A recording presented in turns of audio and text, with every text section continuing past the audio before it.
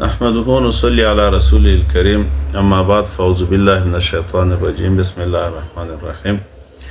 دوستان و برادران محترم، چون که بعضی از دوستان ما کسانی هستند که اتو فرصت برای از این ندارند که بروند و جای پیش یک استاد بنشینند و از او تلاوت قرآن عظیم الشان را درست کنند و یا هم با امرش ترجمه و تفسیر قرآن کریم بخوانند.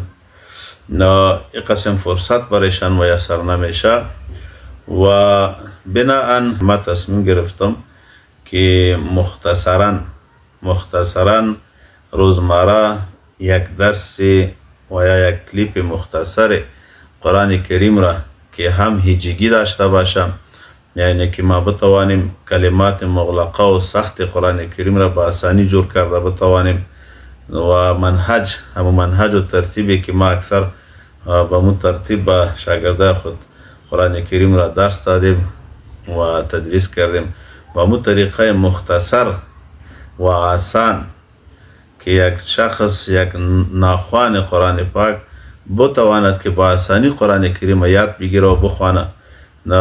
به اون منهج انشاءالله مختصر به طور هجگی قرآن کریم بخوانیم و همچنان امرایش روانی قرآن کریم روانی خواندن و بعض یک مختصر ترجمه و تفسیرش، یعنی روزمره بخیر انشاءالله تو یک مختصر کلیپ را پخش میکنیم که دوستایی را بشنون و در قرآن کریم مهارت پیدا کنند.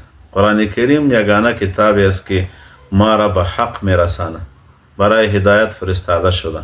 انشاءالله من بعد مختصر کلیپ را در این مورد از سوره فاتحه شروع میکنیم بخیر و او را پخش و نشر میکنیم انشاءالله. و دوستایی که شوق داره علاقمند هستند انشاءالله پایبند شنیدنش باشند، از خیر و برکت خالی نیست. الله متعال توفیق عمل عطا فرماید.